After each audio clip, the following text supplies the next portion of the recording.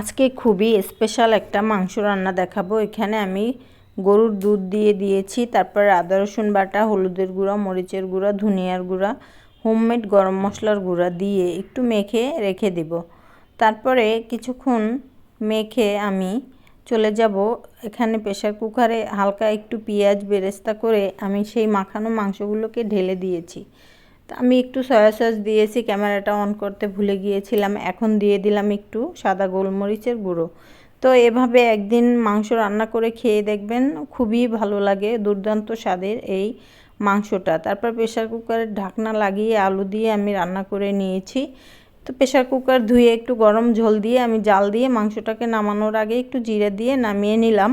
তারপরে চলে যাব আমি এখানে শুকনো চালের গুঁড়ি নিয়েছি, এটা আতপ চাল ছিল। একটু লবণ দিয়ে হালকা গরম পানি দিয়ে আমি একটু পানি দিব আর ভালোভাবে মথে নেব। সুন্দর একটা ব্যাটার তৈরি করে নিতে হবে। তো আমার ব্যাটার তৈরি করা হয়ে গেছে, আমি 10 মিনিট রেখে দিয়েছিলাম।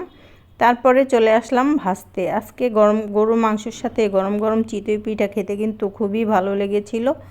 কে কে এই শীতে পিঠা খেয়েছেন? আমি যদিও লেটে খেয়েছি। ভিডিও ভালো লাগলে লাইক কমেন্ট শেয়ার করে দেবেন। সবাই ভালো থাকবেন। আল্লাহ হাফেজ।